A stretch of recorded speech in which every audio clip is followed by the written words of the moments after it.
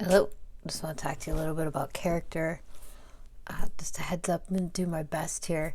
I got allergies pretty bad, so I can't hear out of this ear. I'm all sniffly. Just going to go off screen for a second here, actually, and wipe at my nose. If you find yourself having to film or perform and you feel this way, do your best to get feeling well. I found myself having, I was all red and splotchy, so I put on makeup. I did the correcting makeup because I wasn't going to film a video not feeling well. Now, for some of you, makeup may not feel like a comfortable option. Do what you have to do to feel well. Wear a shirt you like. I got Daredevil on.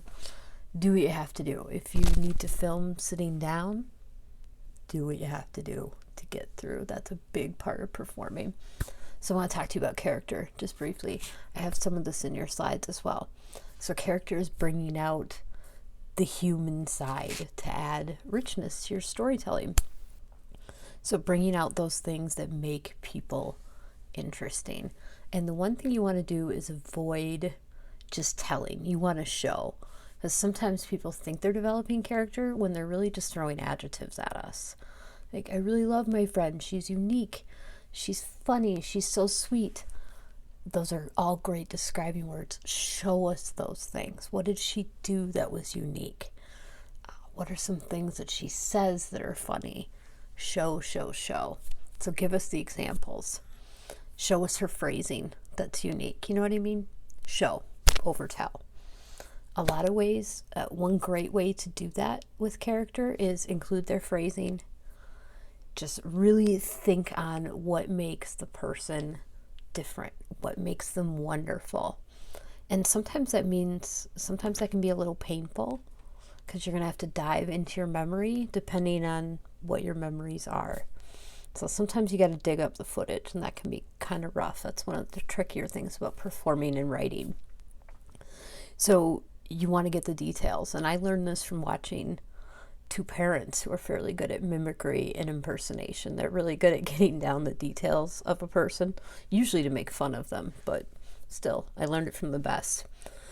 So, first of all, impersonation is gestures and phrasing. You don't necessarily have to get their voice, just the way they move and the things that they say, the way they put words together. Everyone uses figurative language differently. For example, one of my favorite people, and you want to start with love with all of these because otherwise you're mocking. You want to start with love. Find the things that you love. So one of my favorite people ever, Barbie. I've told you, hopefully you've gotten to hear that story. It's one of the ones I really love.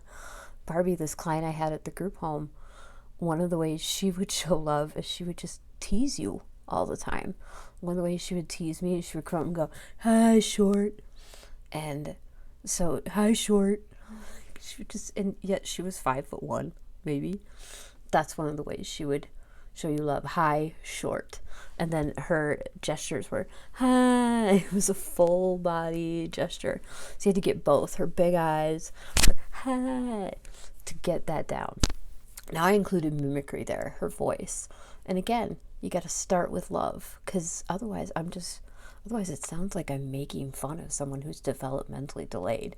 So I got to start with love first. It's very tricky. Got to walk a fine line sometimes with character. So when you're doing mimicry, you want to get their voice down. So how you do that is how you do all of these things, which is a lot of memory work and a lot of watching how they talk. Most people either talk from the back of their throat, the front of their lips, or from way down in the diaphragm. It just depends. So watch where their mouth is, and that's how you can get mimicry. It takes a lot of practice. It's a higher level. That's why I saved this lesson for last, because character work is like really the last piece of storytelling. It's the last thing you can add in to kind of add flavor. But it's difficult, but it takes a lot of practice. Mimicry I enjoy a lot, so I encourage you to try it, because once you get it, it really adds. For instance, I was married to a British person for a long time, so I heard that accent all the time. But when I can throw it out at people, it surprises them when all of a sudden I'll be telling like a story from my first marriage and be like, yeah, and I'd wake up and hear, Monica, there were 20,000 cereals at the grocery store. I couldn't figure out why at market. There were no frosties. There were no frosties though. There were no frosties. I couldn't find frosties. I'm like, do you mean Frosted Flakes? Is that what they're called here? Oh.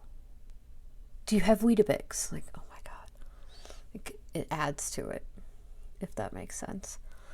So hopefully I'm making sense, and that's character. I also have it on the slide as well.